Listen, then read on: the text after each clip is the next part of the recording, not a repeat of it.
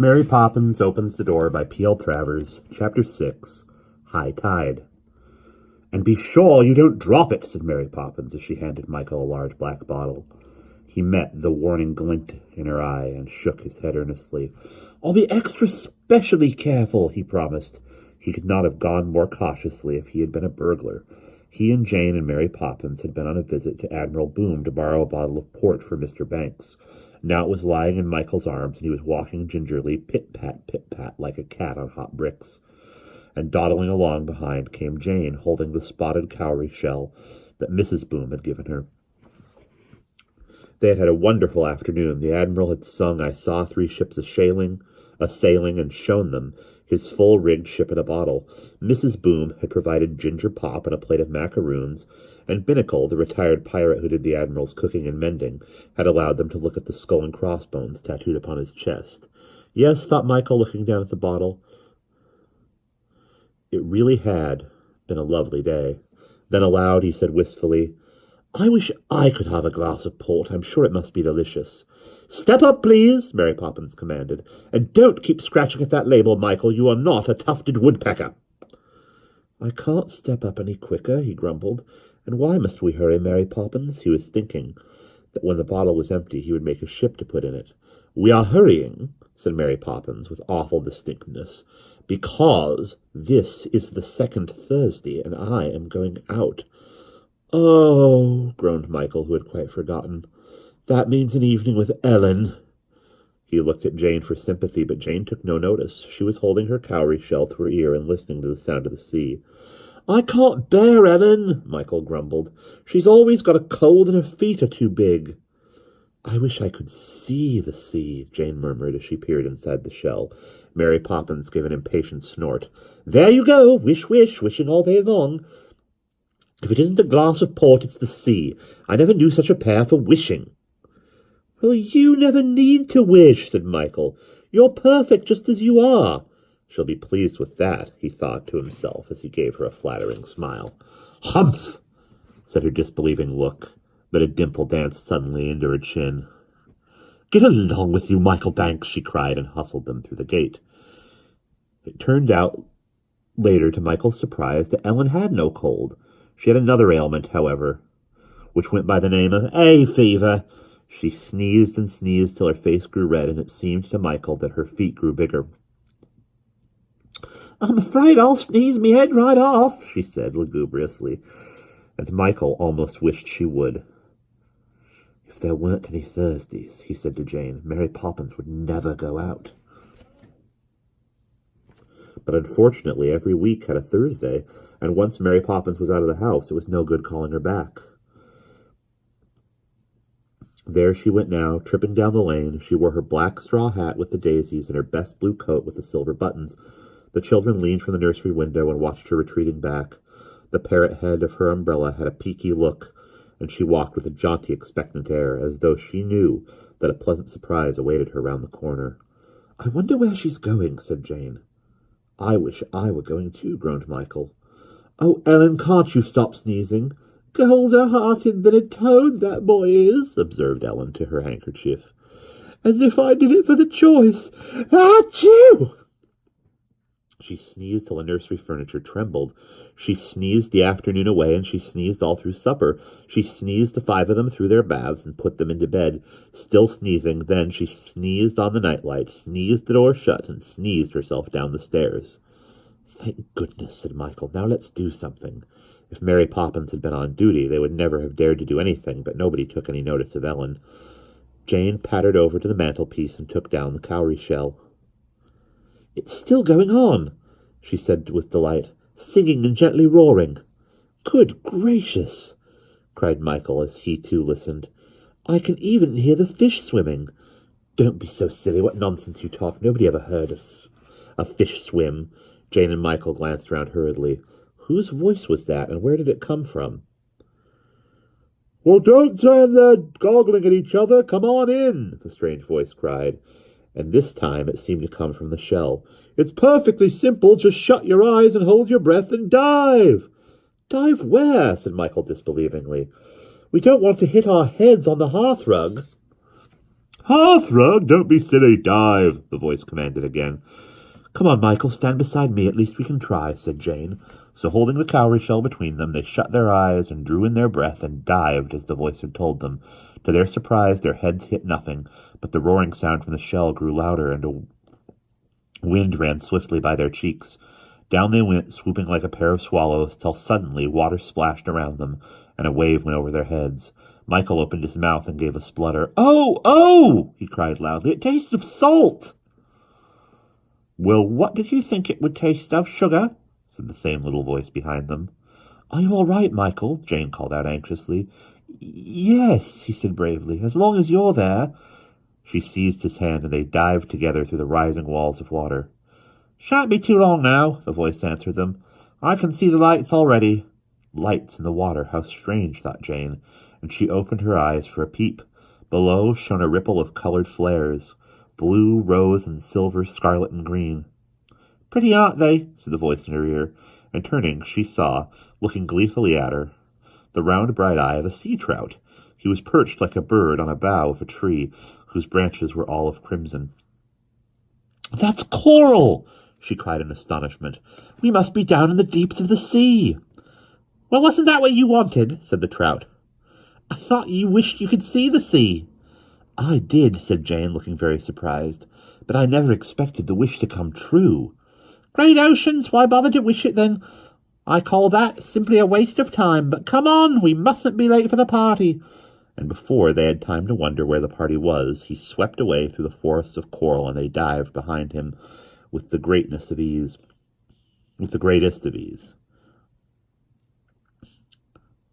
"Jumping jellyfish!" cried a frightened voice. "What a start you gave me! It looked like a net."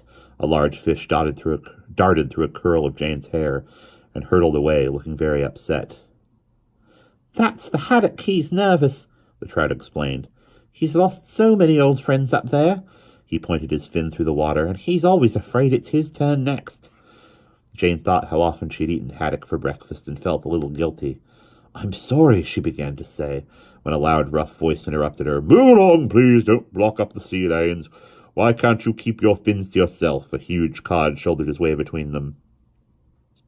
"Cluttering up the oceans like this is disgraceful. I'll be late for the party." He flung an angry glance at the children. "And who are you, anyway?" he demanded. They were just about to tell him their names when the trout swam up beside the cod and whispered in his ear. "Oh, I see. Well, I hope they've got money to pay for their tickets." "Well, no." Jane fumbled in her pocket. "Tisk, tisk, tisk. That's always the way.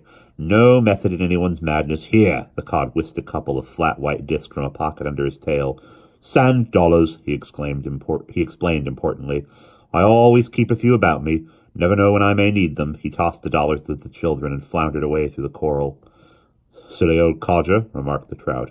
"You needn't worry about your tickets. You're guests of honor. You'll get in free." Jane and Michael looked at each other in surprise. They had never before been guests of honor, and they felt very proud and superior. "Who'll get in free? I'd like to know. Nobody's going to get in free while I'm around in the ocean, nor out either if it comes to that," a grating, saw-like voice informed them. Jane and Michael spun around. A pair of staring eyes met theirs, and a set of hairy, hungry feelers reached out in every direction. It was an octopus. "Yum, yum," said the octopus, leering at Michael. "Bobby Shafto's fat and fair, just what I need for my supper." He reached out one of his dreadful feelers, and Michael gave a squeak of terror.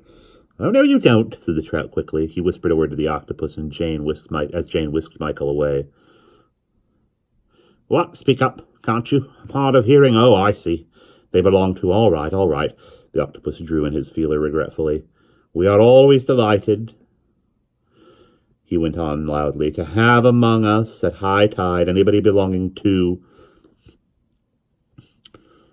"What in the sea is all that chatter? I never get a moment's peace," a querulous voice broke in.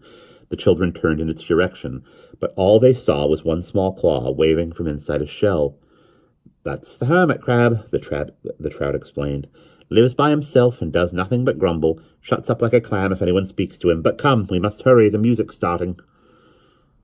Soft sounds of music came to their ears. They followed him through a tunnel of rock. A faint glow shone at the end of the tunnel. and the music grew louder as they swam toward it. Then suddenly their eyes were dazzled as a flood of brilliance broke upon them. They had reached the end of the shadowy tunnel, and before them was the loveliest sight the children had ever seen. There lay the stretching floor of the sea, sown with soft lawns of greenest seaweed. It was threaded with paths of golden sand and dappled with flowers of every color. Up from the sand stretched trees of coral, and plumes of sea fern lolled on the water. The dark rocks glittered with the shining shells, and one of them, the largest of all, was covered with mother of pearl. Behind this rock lay a deep, dark cavern, as black as the sky on a moonless night, and far within its faint lights twinkled as though stars shone in the deeps of the sea. Jane and Michael, at the tunnel's edge, looked out and gasped with delight. Nothing in that bright scene was still. The rocks themselves seemed to bow and swing in the endless ripple of water. The small fish fluttered like butterflies between the swaying flowers, and festoons of seaweed slung from the coral were hung with 1,000 swinging lights. Chinese lanterns, thought Jane to herself, but looking closer she saw that the lights were really luminous fish. They hung by their mouths from the strings of seaweed and lit up the lawns with their brightness. The music was playing more loudly now. It came from a little terrace of coral where several crabs were playing on fiddles. A flounder was puffing out its cheeks and blowing down a conch shell, while cornet fish played on silver cornets, and a bass beat time on a big bass drum. About the players swam the bright sea creatures, darting between the rock and the coral and leaping and plunging in time with the music. Mermaids in necklaces of pearls swam daintily round among the fish, and the silver sheen of tail and fin went sparkling everywhere. "Oh!" cried Jane and Michael together, for it seemed the only thing to say. "Well, here you are at last," said a booming voice as a big bronze seal came flapping toward them. "You're just in time for the garden party." He offered a flipper to each of the children and waddled along between them. "Do you often give garden parties?" asked Michael. He was wishing he too could live in the sea. "Oh, dear me, no," the seal replied. "Only when high tide falls on—" I say, were you invited?" He broke off to speak to a large gray shape. "I was told no whales were to be admitted." Get out, no whales allowed," came a chorus of fishy voices. The whale gave a flick of his monstrous tail and darted between two rocks. He had a large, pathetic face and great sad eyes, which he turned on the children. "It's the same each time," he said, shaking his head. "They say I'm too big and I eat too much. Can't you persuade them to make an exception? I do want to see the distant relative." "Whose distant relative?" Jane began, when the seal interrupted loudly. "Now don't be pathetic, whale. Get moving. Remember the last unfortunate incident.